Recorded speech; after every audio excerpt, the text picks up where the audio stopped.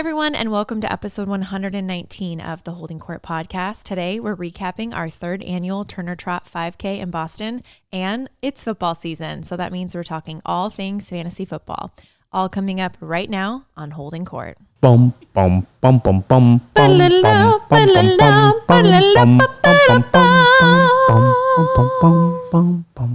bum bum. You honestly look like a offensive coordinator or something right now. Are you on the sidelines? Mentally, are you on the sidelines? For the Dolphins. I'm in my orange. Uh-oh, careful. Football. It's week one. You're in Boston now, so you have a little bit of a rivalry going. Yeah, whatever. You know, that honestly, the people up here that I've talked to about being a Boston fan haven't been, or being a Dolphin fan, haven't been like that, like upset about it. Do you think it's because they don't view the Dolphins as a threat, or they just have won so many times? It's like it's just not even an issue. I will say that obviously the Patriots have had their way in the division over the last 20 years. I don't know, head to head, baby. But they do not win in Miami. It's true. The Dolphins kind of have their number. Beautiful stadium in Miami. Yeah. So, well, just saying. Week 2. Is it week 2? I think. Don't they play? I think it might be week 2. I don't know. I haven't looked at the schedule. We have to. I know you talked about it a little, but we have to dial it back. I don't think we talked about this when you signed your reach out, your full court press, like courting process from the Red Sox when they wanted you to come there. Alex Cora pulled out all the stops. And you were hearing from current players, former players, everyone associated, and someone not associated with the Red Sox. Yeah, so I get a text and they're like, "Hey, Justin, this is Bill Belichick. Just wanted to reach out and tell you how great of a sports town Boston is, and we'd love to have you up here, and it'd be great to come and, yada, yada, yada. So you have an impact. I think you'd love playing here." And I was like, holy crap. And by the way, this was, I think, on a Sunday. We were in Hawaii. Oh, yeah. This was like, I think it honestly was maybe an hour before kickoff. I think it was like 30 minutes before kickoff. It was tight. I'm like, Coach has a game in 30 minutes and he's over here recruiting.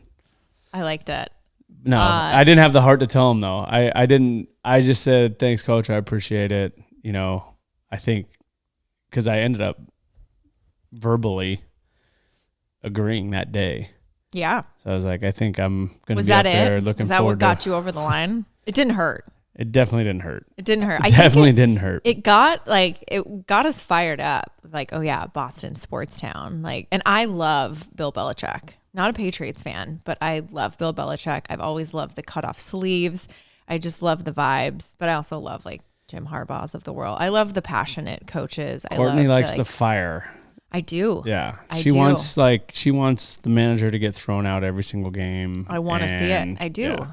I don't want someone to sleep at the wheel. I love that fire. Which might be one of my biggest things holding me back from down the road in the future for my career.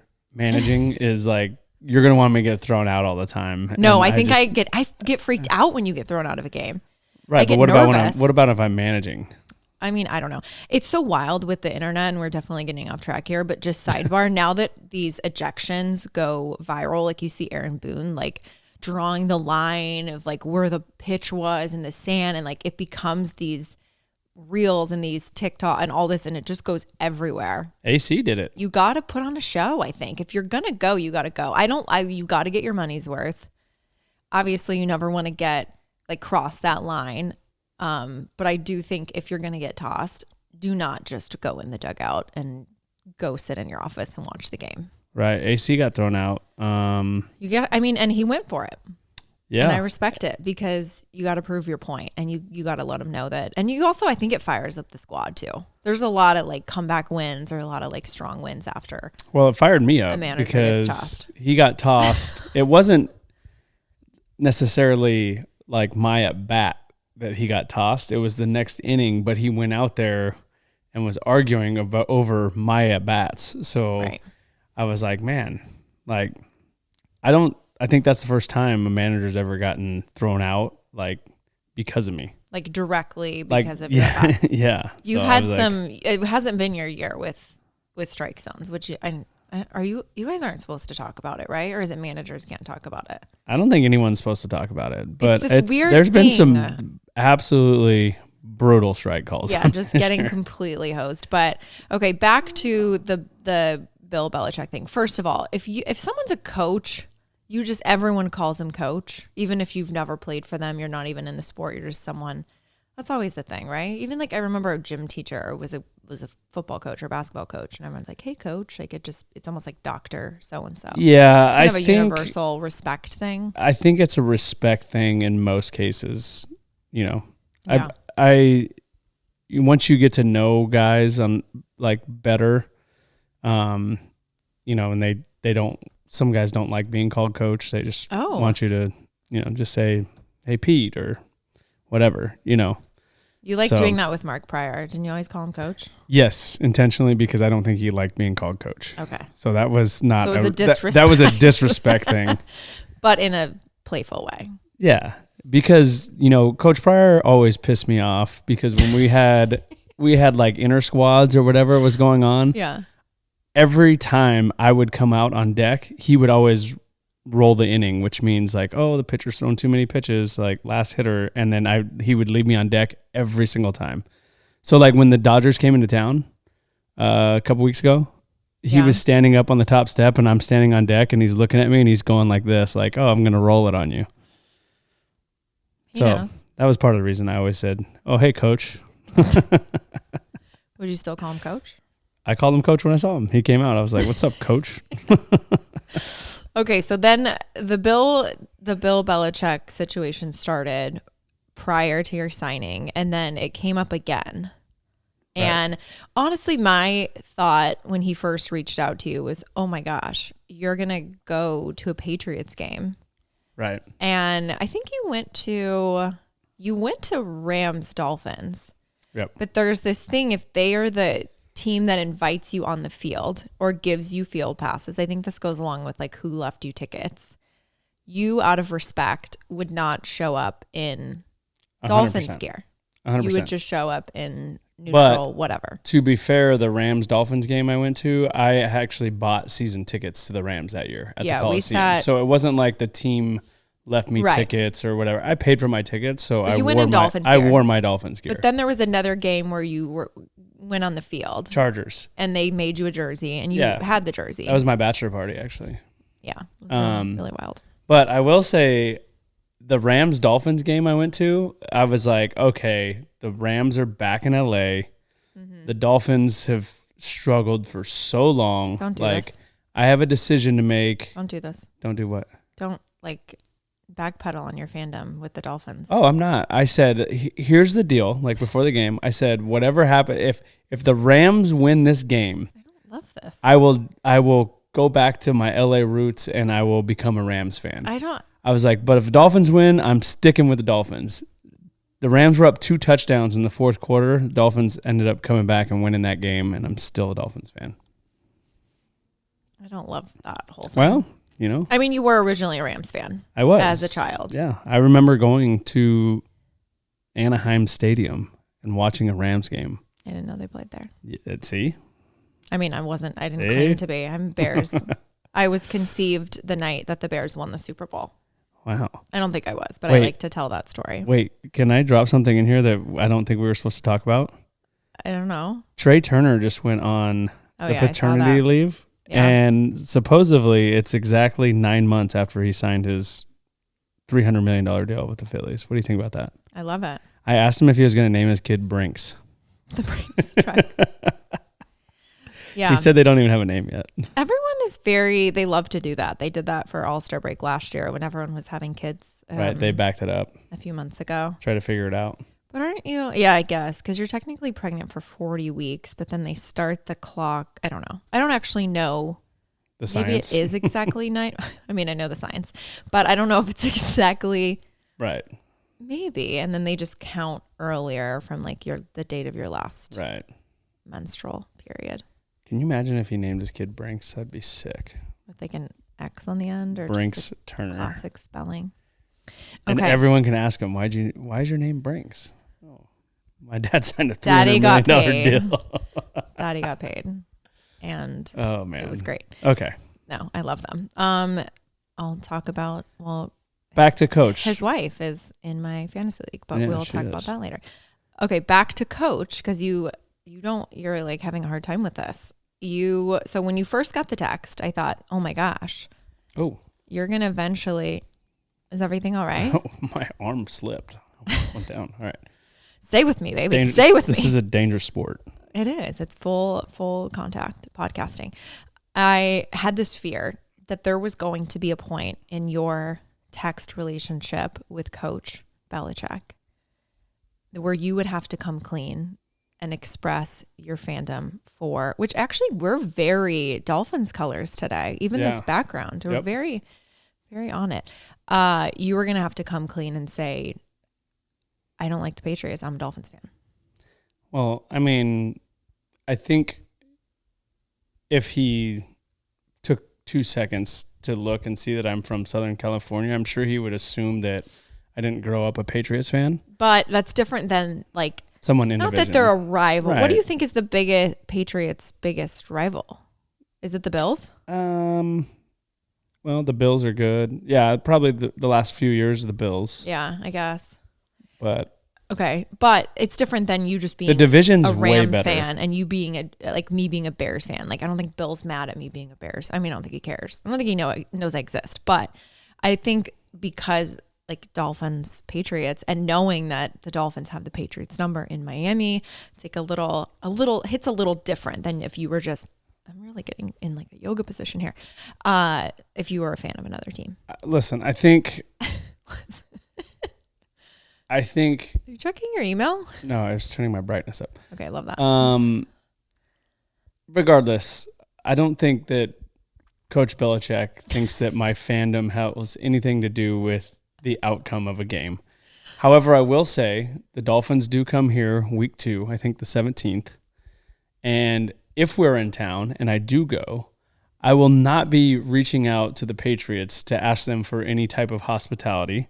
I will be purchasing my own tickets. I will be going on my own dime because I want to wear my team's colors. Now, any other week, if they want me to come out, they want me to hang out, absolutely. But there's no way I can wear a Patriots uniform or a jersey when they're playing the Dolphins. There's no way also I could reach out and ask for free tickets or all this hospitality if I'm going to wear Dolphin stuff in their house. Like just get parking. Maybe parking, but I'll take parking on it. I mean, and yeah. It's a long way away. I think if I go to that game, I think you're not here. I think you're not here. I think we're gone. I think we're in Texas, actually. So it came up. Was this during the ESPN broadcast or Apple TV?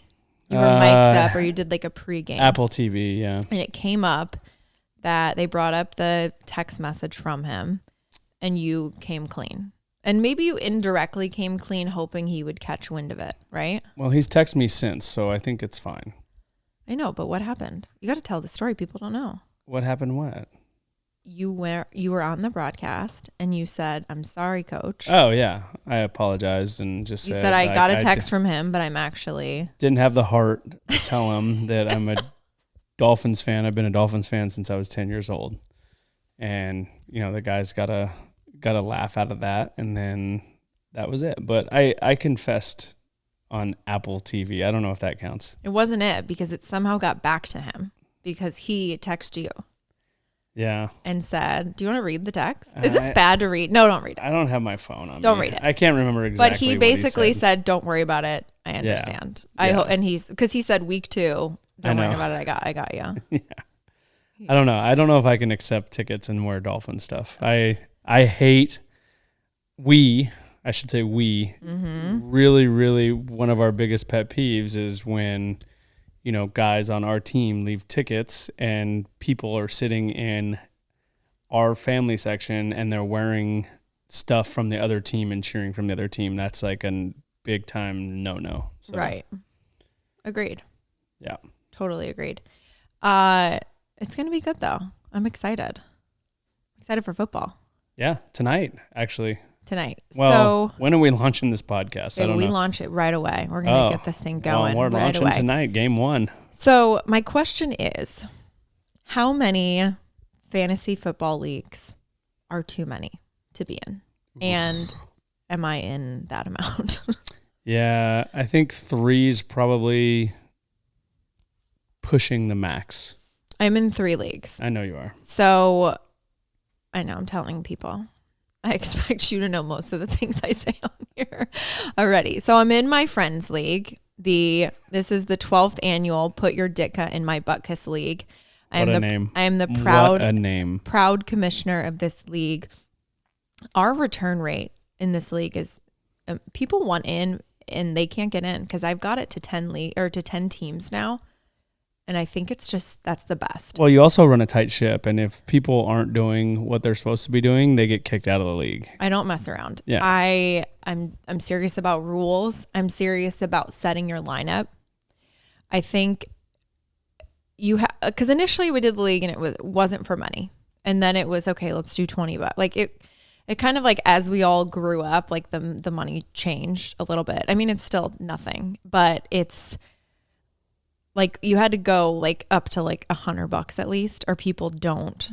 They stop caring, and especially they lose the first 5 games, they just throw in the towel, and then they stop setting their lineups. And then I need that team that already threw it in to beat someone that week, and they have 6 players hurt, someone on a bye week, and then it's like they score 12 points. It's like, well, thank you for holding their hand and guiding them into that victory and screwing me over. You can hear me and see the passion I have for this. And I really do. I run a tight ship. I was never a believer of this. I always thought it was really corny and stupid. But over the last couple of years, I'm a firm believer that instead of raising the price, right, for people to get into fantasy football league, thinking that'll make them care more. Right. Like I always thought, oh yeah, you just make it enough money to where they'll care and they don't want to just light whatever, $100 on fire, right? Right. I always thought that was enough, but clearly it is not. And now I'm totally understanding why there should be a penalty for the team that finishes in last place. 100%. And it's not so much... Well, it is kind of punishment for sucking, but it also makes those teams those last 2-3 weeks when they're completely out of it. They know they're not going to make the playoffs, but they don't want to sit in a Denny's for 24 hours, so they're not gonna tank the last 3 weeks, and possibly they could beat a team that someone doesn't want to sit in a Denny's needs help. I mean, I would love it. Personally, IHOP actually I think would be great. Okay, so they have flavored syrup. Okay, so we got to talk about that. So my first league, friends league, the Ditka League, then I did I guess it's kind of a like OG, baseball wives, throughout the years that are into fantasy football. I don't think the Dodgers are doing a league this year. It's a lot of like. I think it's everyone that at one point their husband played for the Dodgers. Dodger obviously, wives. like that's right? how I met them. Yeah. That one I did. I had a Cody Bellinger's gal was very on me about starting this league. She was very worried that she was not going to get to play fantasy football this year. And she was texting me, we're doing the league, we're doing the league, we're doing the league. And some girls turned it down. They said they don't have enough time, which you can set a timer like 10. You can spend as much or as little time on the league as you want to. I don't think it's super time consuming, But I get not wanting to forget to set your lineup because I don't know. I go back and forth. Do I send the reminder every single week and say like the game's in an hour, everyone set your lineup? And sometimes I do it for the first week or whatever, the second week. If someone I know has something going, there's a lot of new mom, like obviously Kristen Turner's in the league, like new moms, like people have stuff that go on. Like, do I send reminders or is it kind of like, oh, you didn't set your lineup? But then it's like, I want everyone at full strength. And so it's like tough. It's like, it's up to you to kind of do it. But I don't know. I go back and forth. All of their husbands are in fantasy football leagues. So for the most part, some of them are. I don't know how they operate, but in this house, like we get in bed Saturday night and we are both on our phone, like checking our fantasy lineups. Yeah, that's like, our routine. Checking it out, seeing what's going on, making adjustments. And then when we wake up Sunday morning, we don't discuss though. Let me make that clear. Oh no, she doesn't want any of my advice. He's terrible. Anyway. He's terrible. Yeah, He's not good. He's not good. I've won her league like 3 times. Never been in the playoffs. I've won your league 3 times. Not in the big boys league. Just your league though. Yes, with a bunch of like your league 3 times. Entry level people that aren't obsessed with football like your team. Here we go. Now we're just casual now we're fans. Firing darts. Okay. No, I'm just saying we're all just casual fans here. Anyways. You're in this league with your team that like these guys like, I mean, you guys travel wearing jerseys and you get very into it and like there's this whole thing. The stakes are higher. And you can't sniff the playoffs. I'm just being honest with you. Let me tell you something. I'm just being honest with you. The Red Sox League, we need to step up our game a little bit. I will say that. Yeah, I was disappointed in that. I already talked to some of the wives about that as well. Anyways. My 3rd league is I started a league for the Red Sox wives. I don't think they've ever had one. I'm going to assume they never had one. And we have 12 gals in it. Yeah, that's pretty cool. I'm excited for that one. So I have 3 leagues. So it's going to be difficult sometimes because I'm going to be rooting for my quarterback in one league and then also needing him to not get a lot of points in another. It's going to have to be a little creative, but I truly believe that I will make playoffs in all 3 leagues. I can say that with an abundance of confidence. I'm going to say it right now. I will make the playoffs in all 3 leagues. You heard it here. What if you don't? What if you don't? What's the punishment? So the punishment, what did I say? This can just be within the household here. Like this doesn't have to be. Oh, like if I don't make playoffs. No, I said, so in our friends league, so this came from Kat Toffoli, who is in our friends league. Her husband Tyler's in it. And she said in their league that they had like a little like Manhattan Beach friends league. I think some hockey wives are in it. And she said that their punishment for last place is you have to spend 24 hours in a 24-hour restaurant, like a Denny's, a Subway, something like that, which I actually think is hilarious. And I think my content from that 24 hours would be like, it would be hilarious. And I would get a bunch of work done. I think you would have to nap at some point. Oh, yeah. But would you get in trouble or thrown out if you fall asleep in a booth?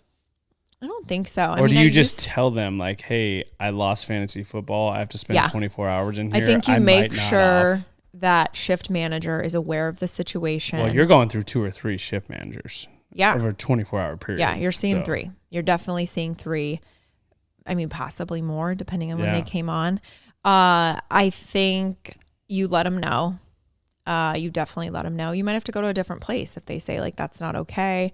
But I think the capturing of that thing would be a fire TikTok. You always see the TikToks of I lost my fantasy league. I have to wear this, or I have to hold up the sign. I have to take this like giant plush Winnie the Pooh bear to dinner and like. What was the guy there was one in Boston. He had to ride the duck boat in a duck suit or something. Yes, and say like I suck at fantasy football. Yeah. I live for it. I love it. And so one person in our league in particular was saying, I can't do that. We can't do 12 hours in a restaurant.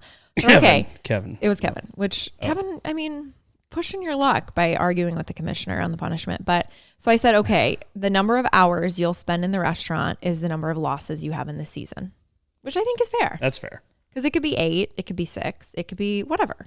I mean, 12. It could be 12. So I think it's 14 weeks before playoffs start, something like that, 13 or 14. It could get up there, but honestly, I just said, he was very, very, very argumentative about the punishment. I said, just don't lose. Right. Like, it's very simple. Yeah. There's 10 teams. I'm sorry. Like, you don't want to sit in a Subway for 12 hours? It's my dream, but maybe it's not yours. So honestly, be better. Do you think the Pacific Dining car is still open? It's not. Dang it. That would be my 24-hour restaurant. That would be, you'd God. put on 15 pounds. I would just eat steak and eggs. Yeah, it would not be good. All day. I think Denny's is a good one. I don't hate the Subway one. I'm trying to think what else is a 24-hour still. There's just not a lot of real I estate. used to sit in Subway. McDonald's and do homework because my Wi-Fi sucked in my apartment in college, and I used to sit in there, and it was great. I'd set up my little like phone and have like a show playing, and I would just sit there and like mess with it on my laptop. Yeah.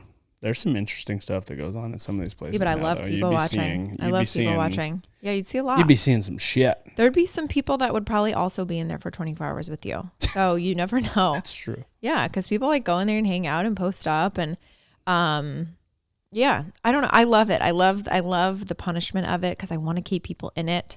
And yeah, like I said, like our Friends League, I think it's $150, and maybe that isn't enough to make someone care about their lineup, like the prize at the end. Or if they think, oh, I'm not going to win, I might as well just give up on it. But even if I'm out, I'm still setting my lineup. It's enjoyable. Yep. And I'm here for it.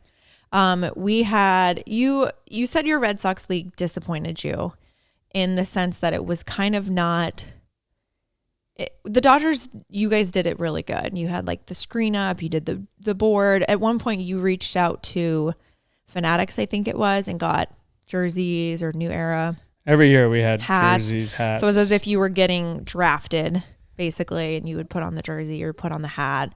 I mean, it was a big deal. Like the fantasy draft was like circled on the calendar every year. Like one year we drafted in San Francisco at the Warriors arena. Oh yeah. And literally they had the court open and we can go down and shoot on the basketball court. To let out some nerves maybe before. Draft up in the room. Okay.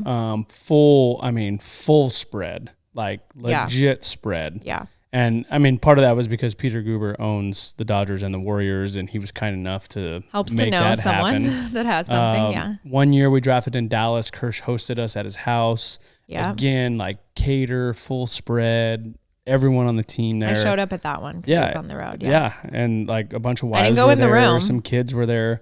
But it was like an event that like everyone looked forward to. Even the guys that weren't even playing fantasy football were like, I'm going. Yeah. The rookies were working the sticker boards. I love that. Like the rookies sang a national anthem. I love it.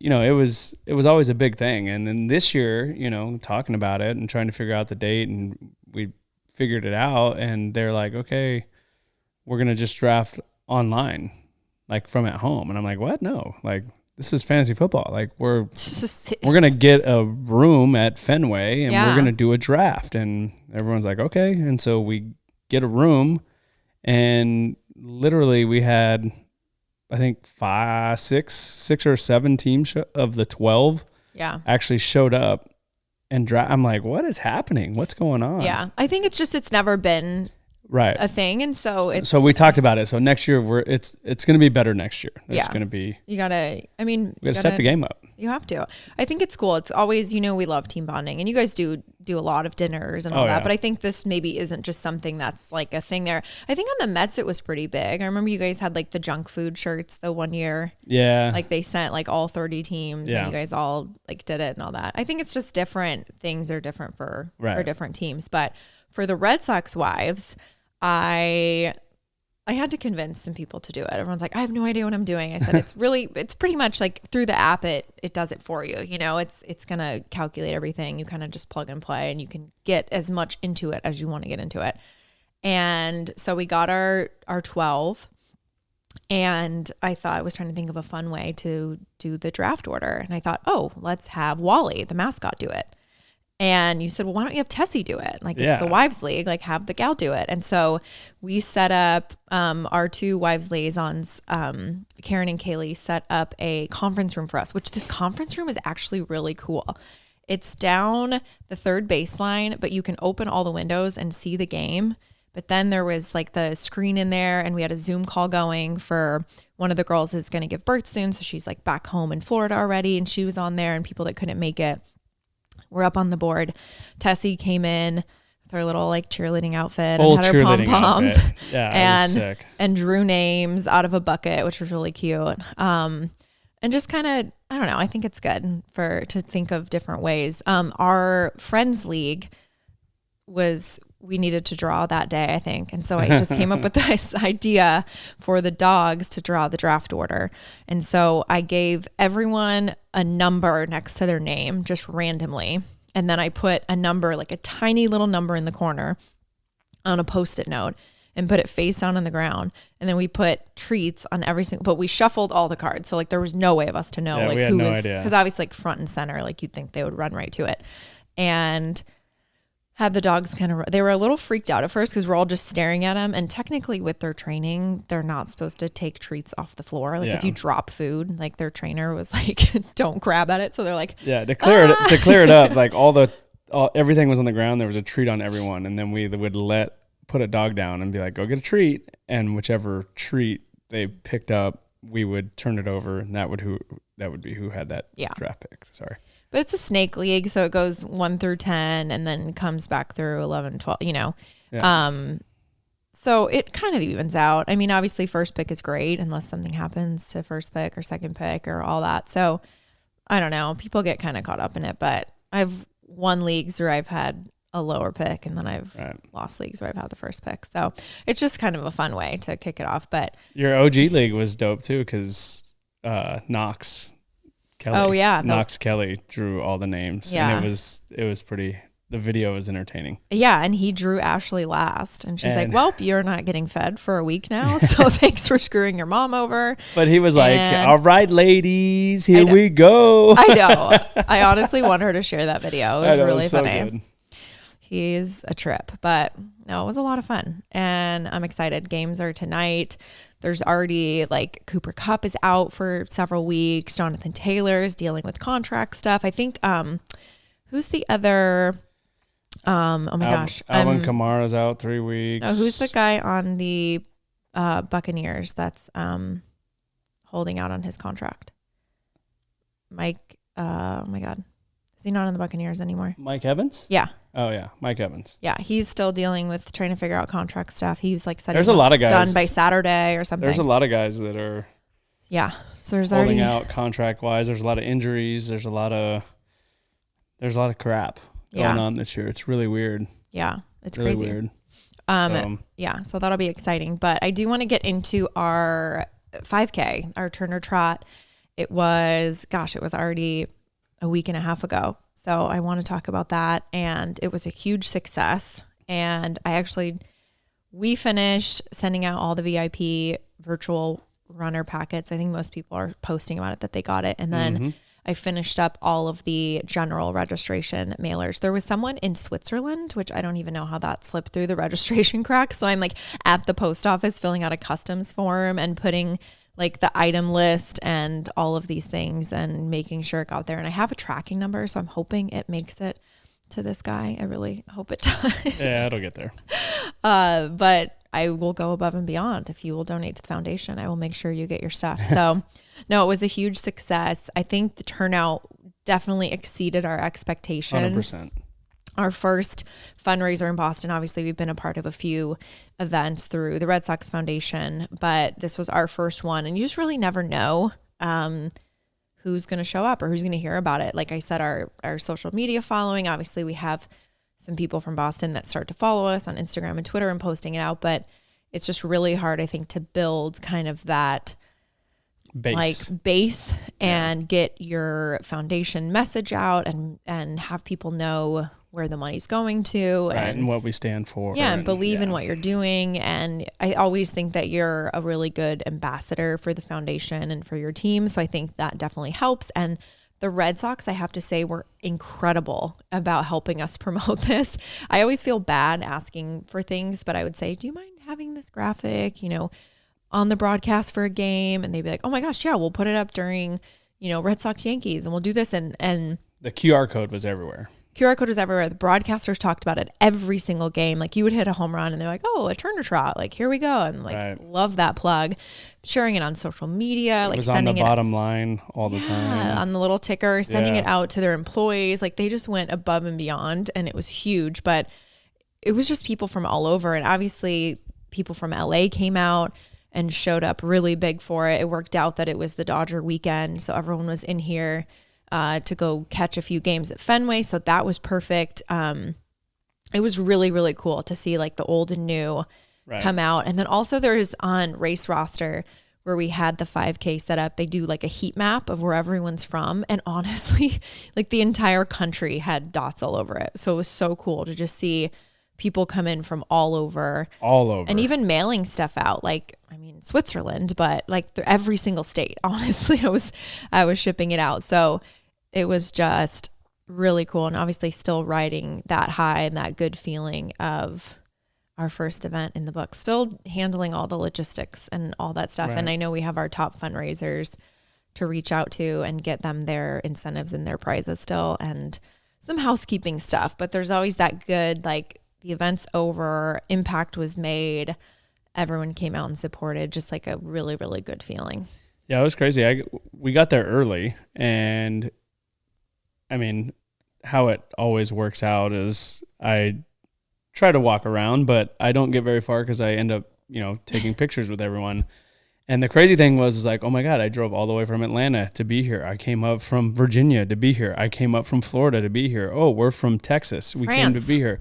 France, the guy who won the men's overall winner was from France. Like, bonjour, let's go. Like, all right. Like, and he was like, I'm so excited. I'm running the trot. I'm going to all 3 games this weekend. Like, He had baseball cards. So like the amount of support from like all over the country was wild. And honestly, like, if you haven't been to the Hatch down by the river, like it's a pretty big area.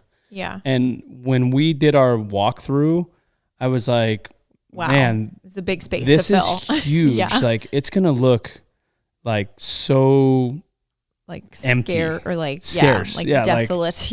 I'm like, this might not, like the optics of this might not look great. And honestly, it was packed. Like there was people everywhere. I know. But I told you, like, you were like, I'll be happy with this number. And I was like, I think I can do better. And I was like, I mean, obviously you don't want to like be let down, like aim low. Well, no, it was, I mean, it's the first event in a city. Right. Your expectations have to be realistic and manageable. And like you said already, like our expectations were blown out of the water. Yeah. It was really cool. With everything. And it wasn't just like casual fans. Oh, wow. I don't even know what accent that was. Casual. You just got back from Indiana. Guns and hot. It was, I mean, people knew everything. It's like the same. It's like as if we're at your JT day in LA. It was like, hey, I have a podcast. The last episode was great. Like, is Rigby here? Like, it's like, I just love, it was just like a good feeling. Cause I feel like obviously we've been here now for a whole season, but it's still like seeing those people come out, and even like a lot of Red Sox fans being, oh my God, I just found your podcast. I'm going back and listening to all them. And, it's just always really cool to actually be out there and interacting with people. I thought one thing that was cool too was the running club that came out, the kids, Lowell. Yeah. They were, oh my God, these kids were flying. Oh yeah. They crushed this 5K. I'm still going out and like haven't even hit mile 1, and our winner from France is there, and then the teen winner's right behind him. They were just hauling. It was so humid out, and I was just like, wow. The weather actually was perfect. We got lucky on the weather, actually. So our day before, Cisco Brewers, if you're not familiar with them, they have a bunch of them kind of all over this area. There's one in Go check them out. Nantucket. The one in Seaport agreed to host our bib pickup, and it was supposed to be like a day at the brewery, like come out and pick up your stuff and grab a beer and hang out. And it actually dumped a ton of rain that morning, and they said, we're flooded, we can't do it, but we can still host the bib pickup kind of on the corner there. So the people that came out, well, they just didn't open the brewery like it was supposed to, but they still were open for us, right? And they were even serving some beer, right? Yeah, they do like a walk up, like to go type thing. So yeah, it was huge. And it was cool because being there, you see a bunch of people that just got into town, and I'm like, people are showing up, like obviously people can sign up, and like hundreds of people can sign up for something, but like, will they show up is kind of the fear, like, oh gosh. And even in the window, like hundreds of people came to pick up their stuff the day before. I'm like, oh wow. Okay. I didn't think that many people would come. I thought maybe like 50 would show up that day, but they were like, oh my gosh, we're already at, like when I was like setting up and dropping off a bunch of stuff for the next day. And they were like, oh, we already have 200 people have already come through. I'm like, oh, wow. Okay. Yeah. This is happening. It's real and it's good. And so the rain being crazy, and you really can't check the rain, I think anywhere, but especially we've learned in Boston, it'll say it's going to rain all day, and then it'll slowly go down to 1 hour Changes or it'll so go fast. crazy. And so the forecast, I'm obviously peeping at it every couple days, then it turns into the day before I'm it's just changing nonstop. And we got so lucky. It stopped raining, I think the night before at 10. And then the weather, it was humid, but I think it was perfect. Right. Honestly, it ended up being a beautiful day. And we were I don't want to jinx our record, but we have a really good record of weather for the golf tournament. I'll quietly knock on the wood so the dogs don't bark, but we got lucky for sure. We got lucky, yeah. Yeah. And it was overcast in the morning. And then by the time I got to the field, the clouds blew out and it was it was really hot. So yeah, it was lucky to not be rained on, and also lucky that it wasn't like last year when it was 103 degrees. It was kind of a cool but humid temperature. Yeah. Right? Yeah. I don't know. No, for sure. It was good. So I want to shout out our beneficiaries at the end of the Finisher Festival. We did our awards program for top in each age group, but we also were able to present a check to 3 organizations in Boston, the New England Center and Home for Veterans. We did a $100,000 check, and then Faith from CVS came through and said, for veterans, I'm in. And she said, I want to add $25,000 to that donation. So that's huge. They're on the goal line for a huge renovation, and they said that our donation is going to get them there, and so they're going to be able to complete this whole renovation for their center. So super excited to do that. And then Boston Children's Hospital, we were able to make a $50,000 donation to them. We did their Christmas in July program, and we hear from parents all the time how amazing they are there, and obviously going there and seeing it ourselves, wanted to be able to support them. And then Family Independence as well. We did a $50,000 check for them. So it's always good to show our donors and supporters where their money is going. I think that's always been important to us, to be fully transparent on that and just know that they're making that direct impact in the community, and to have a representative from each of those organizations come out and accept the check and say a few words about their organization. I think it just takes that one step further. No, yeah, it was really cool. I'm glad they all were able to make it out. And, like you said, coming in to a new city, a new community, people not being that familiar with the foundation and what we do, and being able to show them right there, hey, listen, your, $50 registration for this run is immediately impacting veterans and kids in need and families in need, and this is how we're doing it. And so cool that they were all able to come out and speak about their organization a little bit and present them with the checks, and just hoping that it all goes a long way and it impacts a lot of people, as many people as we can. And I know we're both looking forward to getting over to those spaces. We've already been to Boston Children's for their Christmas in July, but I'm sure we'll stop in there again, and getting to the other 2 places as well to, go visit, check in, see what's happening, what's going on, and, really being more than just stroking a check, right? Yeah. Actually showing up to Absolutely. is something we take a lot of pride in. And then I want to make sure to acknowledge the companies that sponsored, that allowed us to help make those donations to the organization. I had mentioned the Boston Red Sox. They stepped up huge with not only their donation, but their support throughout the event, and even being the liaison to connect us with Dimsey Sports, who helped coordinate our event. And they were incredible, from start to finish.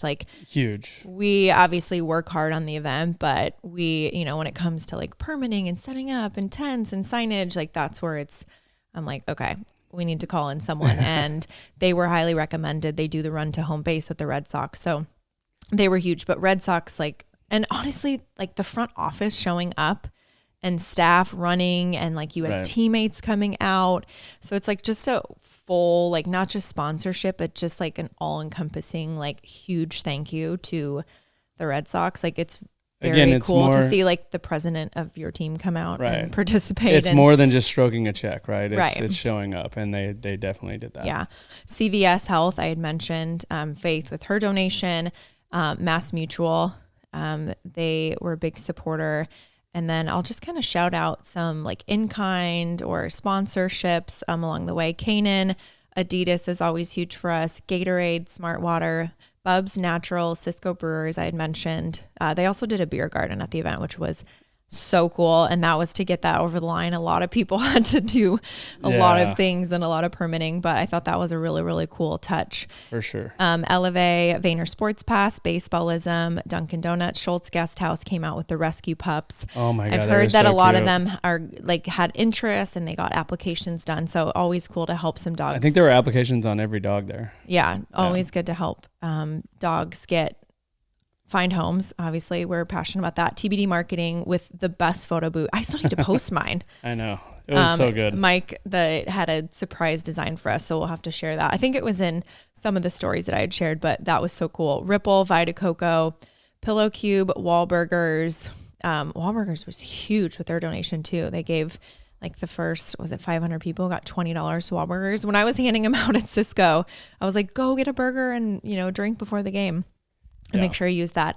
Vayner Sports, Haley, honestly, huge shout out. She is a rock star, and same with the golf tournament, just above and beyond, just getting on it with sponsors and graphic design and just getting, she's amazing. And then she came in for the event and just works really freaking hard. So Haley Cohen, you're a rock star. I know you're listening, so enjoy this. And Honey Stinger. So many things came together. It was so cool to see it in motion and all the booths and everything. Just blown away by all of the support. We had some photographers out there too. MLB sent out people to support, and Josue came out. Yeah. Who works for Vayner and did a bunch of stuff. A lot of the videos and content that you saw came directly from Josue. He also does the fan love that I got to do in Fenway that weekend. He's awesome. And we had some volunteers come out. Some volunteers. They come out and they absolutely crushed it. Oh my They're like, God. Can we photograph your event? I'm like, sure. Obviously, the more content you capture, the better. And they absolutely crushed it. I felt like they sent like 10,000 photos. It was crazy. They were amazing. Just honestly had the most support ever. And it takes a village. I know that, we always say it's important for us to be the ones to be running the foundation, but we have so many people along the way that help us. So we can't forget our favorite mascots. Wally and Tess came out. They're the best. And I said I'm really working them that week because when Tessie did our draft tour, I'm like, okay, last favor, I promise. Yeah. But they crushed it, and it was humid, and they were up on stage for the check presentation. They were high-fiving people, crossing the finish line, giving out medals and being there to cheer everyone on. So they were amazing. It was just the best.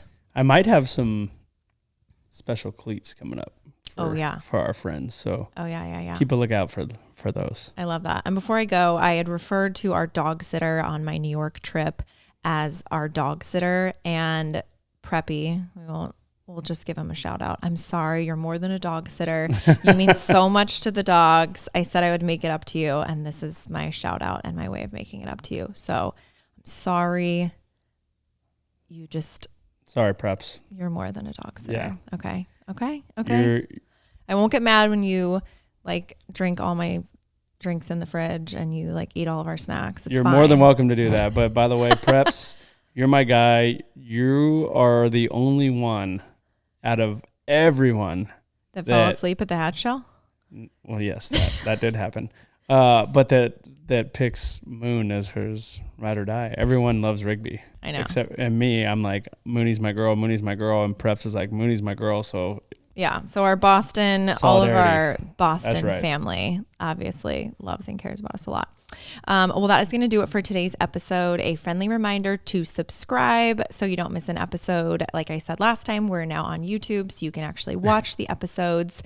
Justin found out last week that I post the entire episode. No idea.